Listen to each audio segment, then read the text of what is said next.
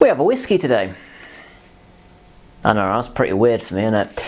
This is Auchentoshan. This is not actually the first time we're covering an Auchentoshan on this channel, but it's the first time we're covering a distillery bottling of an Auchentoshan. We have done a... Do you know what? I think I have the bottle within reach. I do. This. Polished it off fairly recently. Old Particular Auchentoshan 21. This was cask DL13130. And it was fucking stunning. It was absolutely one of my favourite whiskies I've had. This was, oh, so good. I loved it. Absolutely loved it. Also really loved the like teal colour, just as like a little aside. But that's by the by. So today we're not looking at a 21-year-old, we're looking at a 12-year-old. And this is the core release from Auchentoshan. Don't think much of the branding. I think it's a bit, I don't know, just a bit weird. But yeah, that doesn't matter.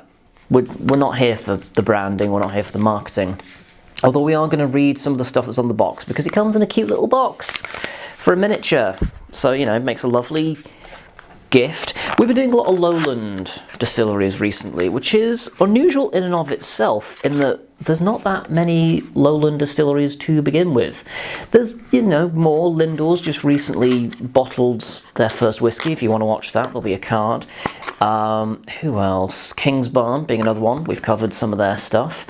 Glenkinchie? Are they lowland? I'm getting myself mixed up now. Rosebank is going to be reactivating fairly soon. That's annoying me. Is Glenkinchie lowland? I'm pretty sure Glenkinchie is lowland, isn't it? I tend to sort of blank Glenkinchie if I'm completely sure that's lowland. Glasgow Distillery, that's a lowland. I'm not very up on my regions, clearly. So we've got a bottle here. Their standard bottle is closer to sort of like a hip flask. It's a custom bottle, but it's close to sort of like that kind of flat hip flask kind of a design. It's not a huge amount to say on the actual bottle itself. It is coloured, because straight away we see Mitfarb stuff. Is chill filtered, is all the things that the previous Auchentoshan that I tried wasn't. But again, difficult to compare the two because radically different in age. This is 40% as well, so it's absolutely, you know, bare bones basic whiskey, this one. I'm going to read some of the stuff on the box.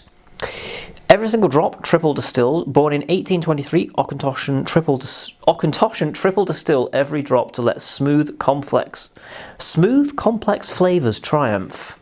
Okay. 2 fine casks, 12 long years. I am on the side of Andy from Maltbox. He recently had a bit of a rant about this idea of long years. A year is a year, okay? Unless you've matured it along 12 leap years, a year is a year. Pack it in. Auchentoshan 12-year-old matures in fine North American bourbon casks to bring out leafy notes and honeysuckle.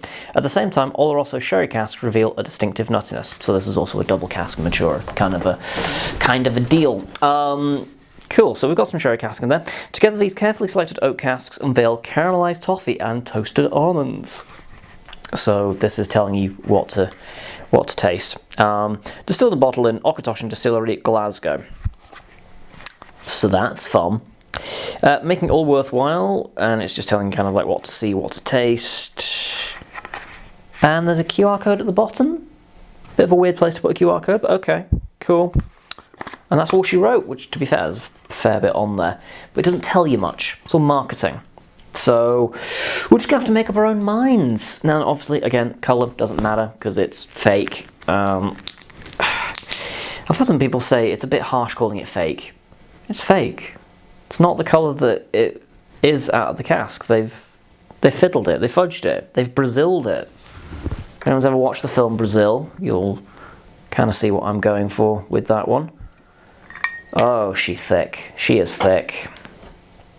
Not, you know, stupid. She's viscous. It's caramel coloured because they intended it to be. I was telling a colleague of mine recently, they're new to kind of like the whiskey world, and they were like, you know, tell me some stuff. And I was like, right, well, cool. So every now and then you get whiskies that are artificially coloured. And she was like, fucking what? I was like, yeah, like that one. They use like caramel colouring. It's an E number. And they were like, oh, staying away from that. I was like, I'm gonna like you. Okay. Oh, it's kind kind of an ammonia kind of a twang on this. That's not a good start. There's like a black pepper kind of thing. It's got a funk that's reminding me of... It's reminding me of like the Queen Margot, oh, I always get the two confused. Lidl, Aldi, cheap German supermarket blended whiskey that I reviewed like a year ago that I quite liked, but it had a similar kind of like a weird funky smell to it. Hint of like slightly overdone fudge. There is an acridness to it. There is a there's a burnt sugar quality to it. I wonder where that's come from. Do you know, they'd have to be using a lot of fucking E150 actually for it to come out that strongly. It makes me worry that maybe they have. Because the 21-year-old that I had, I recall the colour being quite light. And obviously this is not that. Okay, right, well, let's drink it. Interesting. There is a, it's a journey of strange flavours. Okay. There's burnt toast. There's iron brew, of all weird things. There's like this strange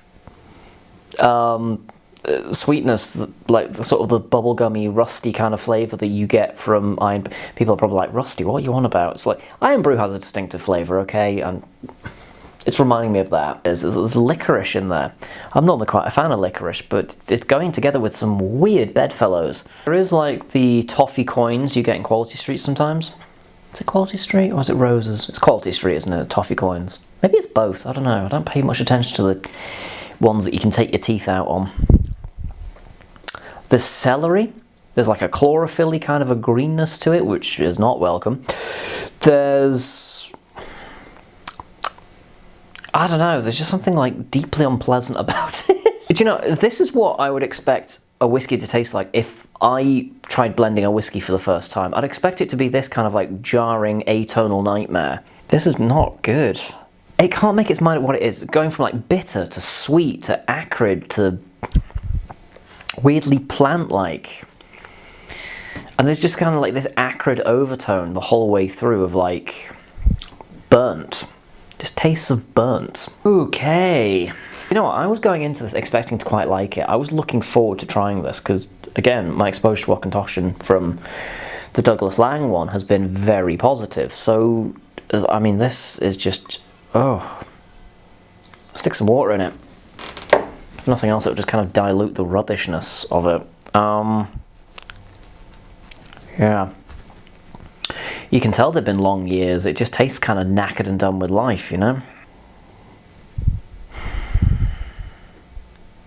Now with the addition of water, there's like a medical rubber smell to it.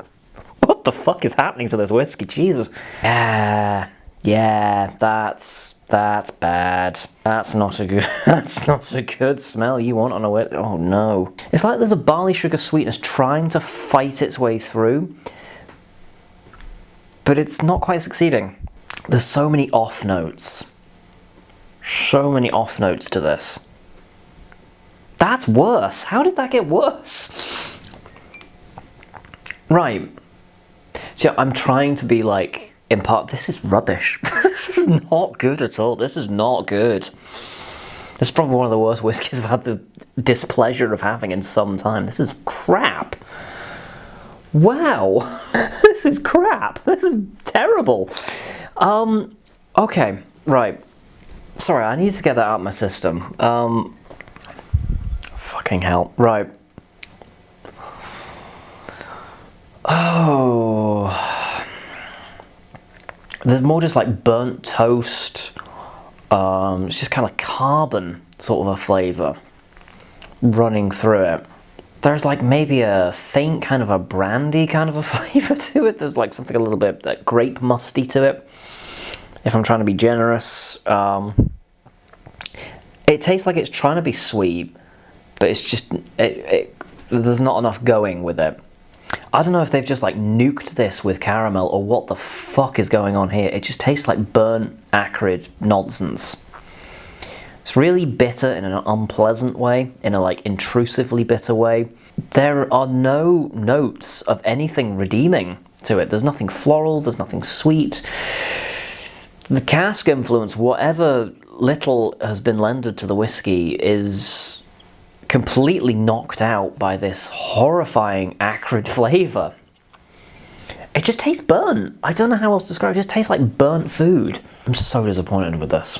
It's another one of those ones where, like, I know the distillery is producing really good stuff, and then they're just fucking it by doing whatever the hell they've done to this. That's appallingly bad. Like, that is your core expression. That is your hello to the world, and this is what you put out, lads? That's shameful. It's also not smooth. It is aggressive, boozy.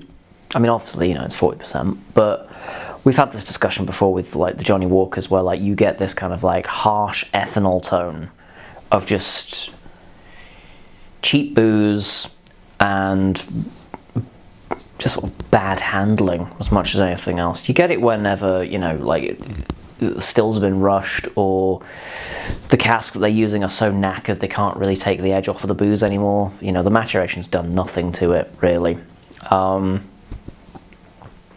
It's an atonal disaster of just burnt flavours and bitterness and ugh, very poor, very poor. Well, that was, I genuinely was expecting to pick this up and quite like it. So maybe it's just my, like, disappointment, but even so, like, you know, it's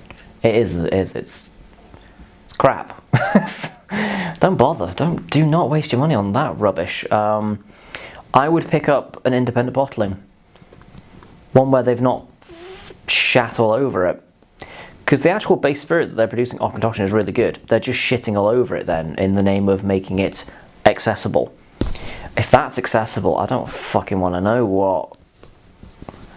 Oh, it's dreadful. Wow. I'll leave my thoughts in the whiskey scorecard down below, which I'll have updated for this.